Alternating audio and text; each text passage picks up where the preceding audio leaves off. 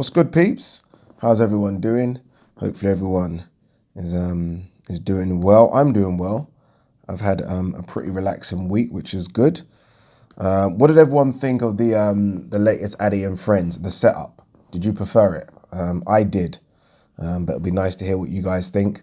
Obviously, last time I filmed myself asking the questions, and I thought, I don't know, just didn't like it. So I think it was good to get all three guys, including myself, obviously, in the Zoom instead, so you can see their reactions and they can get involved. And I just thought that was better. Hopefully everyone else did, not sure. I know people were saying that the sound was a bit off. I did buy a new mic, so obviously I used this one for this, but I bought a mic specifically for the Zoom calls. So I think it's just a case of me playing about with it. And I will get it right because I'm a stickler for things like that. I do hate, literally when I saw that message, I was like, because I hate things like that. I really want to make sure that sound is good. Because when sound is off, even when I watch other YouTube channels, when the sound is off, it just puts me off, if I'm honest with you. So I will get it done. But I think the most important thing is just to get it started. And that's what I wanted to do. I wanted to get you guys involved 100%. Everyone. Literally, I know I'm getting so many emails, but I am going to try and get every single person on this Addy and Friends at least once. Everyone. Just because you guys obviously take your time to watch the videos, leave comments, share, like, subscribe, and this is the only way I can kind of say thank you. So get you guys involved, get your opinion.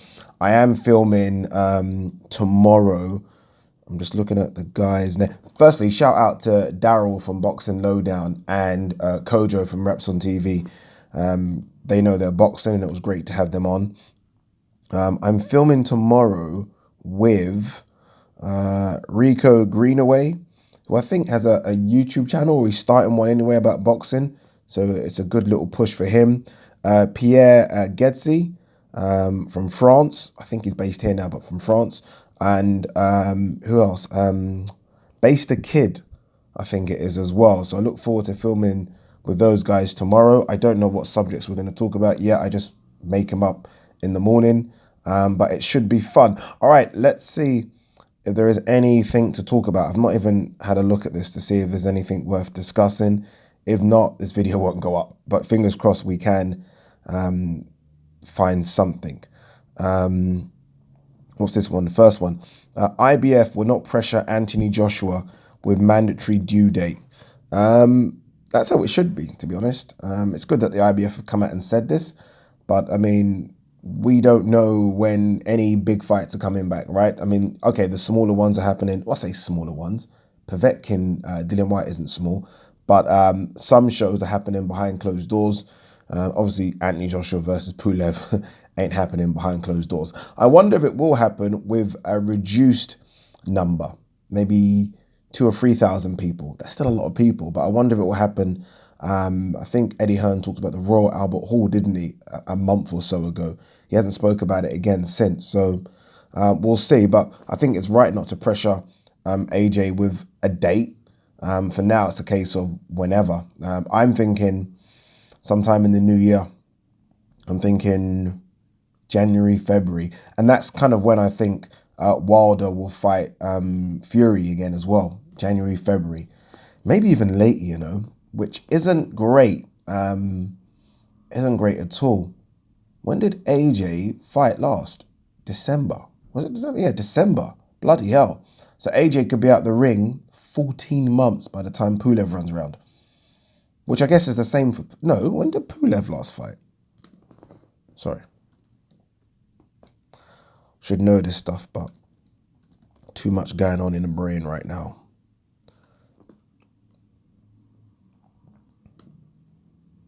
That's why I love having the laptop here.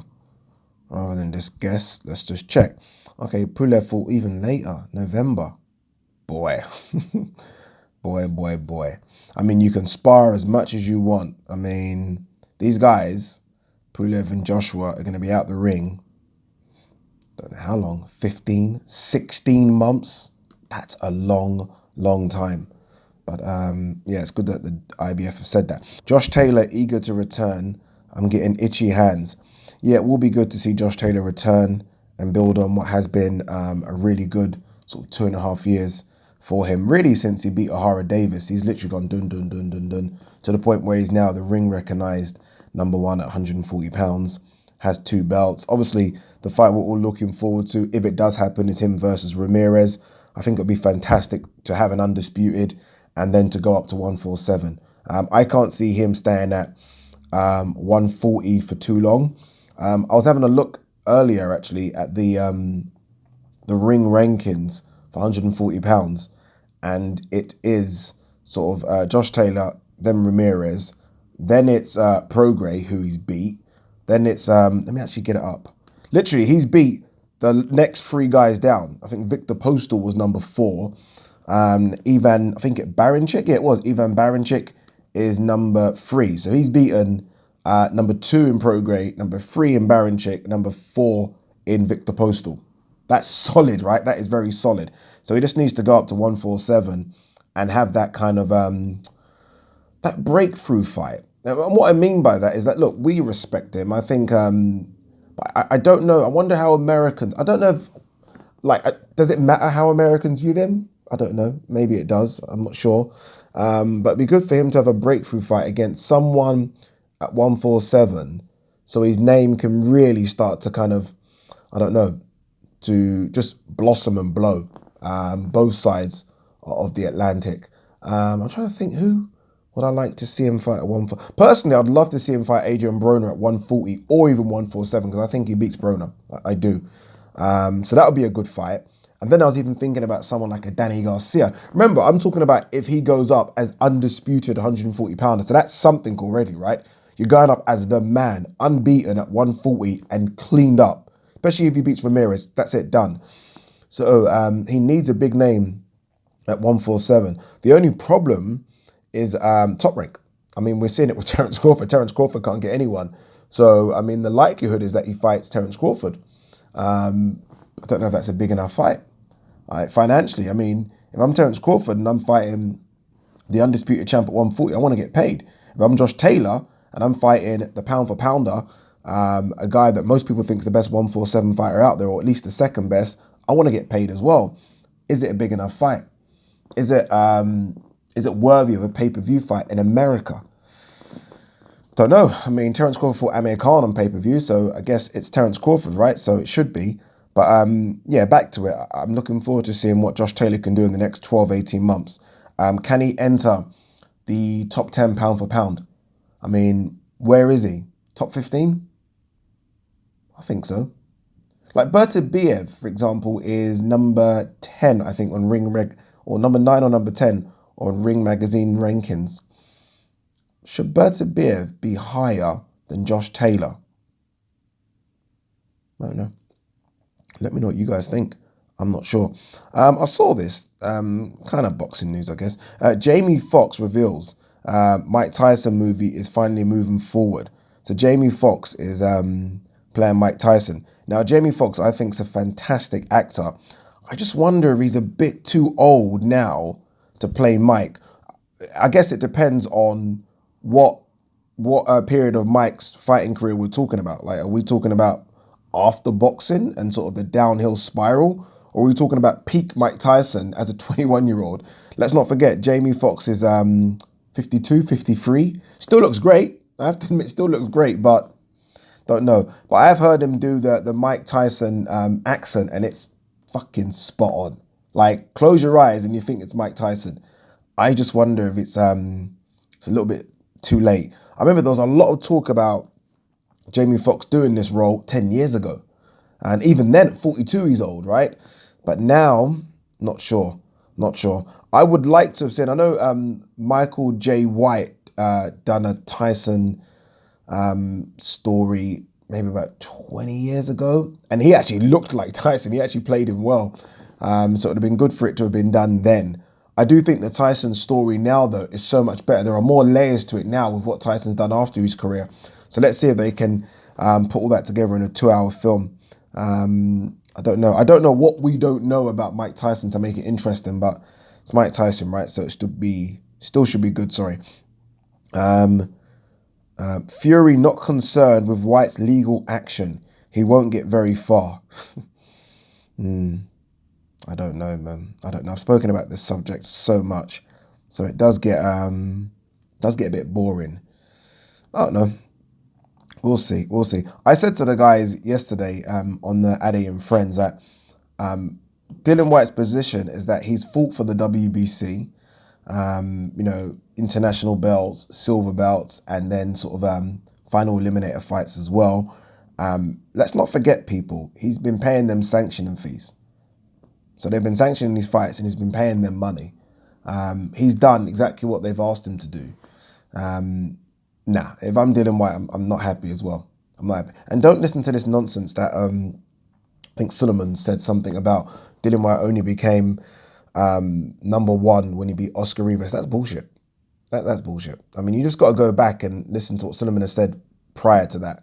I spoke to Dillian Whyte's manager when I interviewed Dillian Whyte for Sky Sports, and like he broke it down for me. And look, he could be saying bullshit, I don't know. But the way he broke it down for me, I was like, bloody hell. Yeah. You don't take legal action or threat legal action if you don't have a reason to do it. So those people that are saying Dillian Whyte has no reason to do it, and he has a reason, that's why he's doing it. So let's just see what comes of it. I don't personally think much is going to come of it.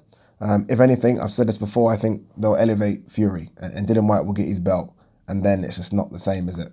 Like who looks at Charlo as being a world champion? Who looks at Devin Haney as being a world champion? Like not only that, but you ruin it for them. Like if Devin Haney became a world champion, it's a celebration. It'd be in the ring, everyone would go crazy. It's a celebration. Devin Haney didn't even celebrate it because it means nothing to him. You can't work your life to get to what is the Mount Rushmore, right? Becoming a world champion, and then it's just given to you. Like Charlo doesn't celebrate it at all. Yes, he holds the belt because he knows he's got to, doesn't celebrate it. So you're ruining it for them as well. So let's hope it doesn't get to that. Anything else interesting? There's quite lots of bits here about the fights that's happened. Like Top Rank have been put on fights, but we'll talk about them another time. I might just do a whole show on them, actually. Frank Warren has announced his summer series, 3 British title fights. So look and what fight. I think I saw this the other day. What has he got here? Okay. Brad Foster defends against James Beach. Anthony, is it Kasasi or Kasase? Will face Liam Woodstock. And Lerone Richards against Umar Sadiq. That's a great fight, by the way. That's a tough one. Good on Frank. British title fights. That's well done. Well done. Where are they taking place, actually? I think they're taking place at the BT Sports office, just here. So yeah, good on him. All right, Terence Crawford says, welterweight division can't avoid me forever. Yes, they can. Yes, they can, and yes, they will. It's that simple. Yes, they can, and yes, they will. For so many reasons. Firstly, it's because they know you're good, right? They're all good, but they know you're very good. Secondly, because you don't bring much money to the table, right? And thirdly, because they claim to not care about your belt. And let's not add fourthly, even though fourthly is not a word, they don't seem to like Bob Arum. And fifthly, keep going here, because they're also signed with Al Heyman and PBC. So there's 5 good reasons why they can and will avoid you forever. Like if one of those was the fact that you were this major draw. So if Terence Crawford was Mayweather, you would have those fights. All the other things wouldn't mean anything. But you're not. You're not, unfortunately. No one walks home with 6 or 7 million from fighting you. What did Amir Khan get paid, though? I think Amir Khan got paid decent, but no one walks home with big money. So it's like, why am I fighting Terence Crawford? I would like to think they would want to fight you just because everyone accuses them of ducking you, but that doesn't matter to them. Doesn't matter. Like, words do not hurt them. They don't care. They care about that. That's it. And they probably get more money fighting each other than fighting you. It's that simple. So you, unfortunately, will be avoided unless you can get out of that Top Rank contract, which you can't. You cannot. Murat Gassiev could potentially make heavyweight debut in Sochi. Tired of Gassiev. fight, and then let's talk about you. Tony Bellew says he could see Joshua catching Fury in the early rounds. Yeah, Bellew has stuck to this. I don't know. I don't know if Bellew actually really believes that, if I'm honest with you. I can see it happening. I can. This is boxing, you know. I mean, if you've watched boxing for as long as I have, I mean, anything can happen. I mean, I've seen some fights where predictions just go out the window and anything can happen. And let's not be rude and say all AJ has is a puncher's chance either. Don't you dare, people. Don't you dare. He's got more than that. Look, let's talk about that fight and how it could play out when that fight happens. Right now, ain't happening.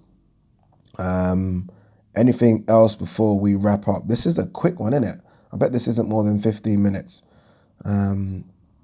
Terence Crawford again. I'm kind of bored of just repeating the same shit here.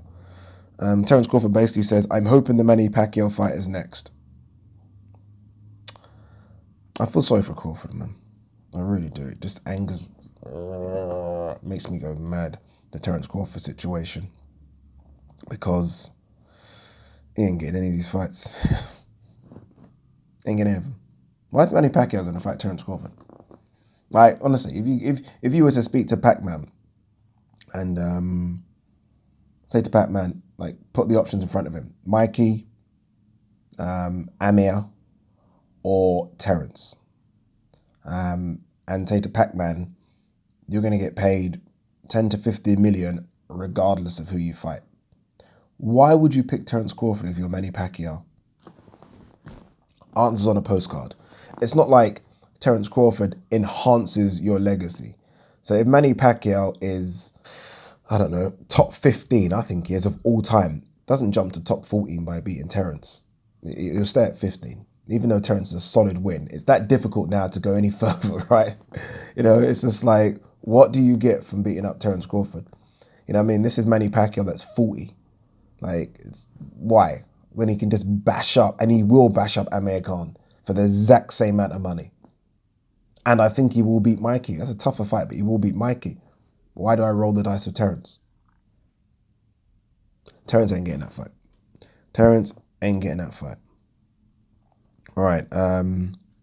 Anything else? Let's have a look. Let's quickly go into more boxing news. I think I've covered a lot. What we got here? AGIT KABAYEL returns on July 18th. AGIT KABAYEL. Bloody hell. Like, what's happened to him? Beat Chisora, European title fight, and then nothing. And everyone forgets about that Chisora beating. Like, it was quite comfortable, you know. How many fights has he had since the Chisora fight? Okay, he's had a couple. Rudenko, Rovkanin. See, this is when you know it's all about who your promoter is, you know. Because to be fair, you beat Chisora in 2017. He's had one fight in 18, one fight in 19. You beat Chisora, use that, kind of do something. And you look where Chisora's gone and look what's happened to KABAYEL. Chisora's moved on to a potential fight against Usyk. Chisora, yeah, is one fight away from putting himself in a mandatory position to fight AJ. I don't think he will beat Usyk, but you beat Usyk, you take that position, right? I'm sure that's how it works. What's happened to KABAYEL? Strange, right? Strange. All right, I think that's all, peeps. I don't want to regurgitate some of the old stuff. No point in doing that. As always, thank you for watching. I'm actually talking and trying to find another story, but I don't think I can. Dennis McCann targets Prince Patel. That'd be an interesting fight. I like Dennis McCann. Kojo from Raps on TV thinks he could be the next star coming out of this country. Very flashy. I like him. I like him. Let's see. Let's see if Frank can hold on to him before he gets to 15-0 and then Eddie just signs him a check. Peace.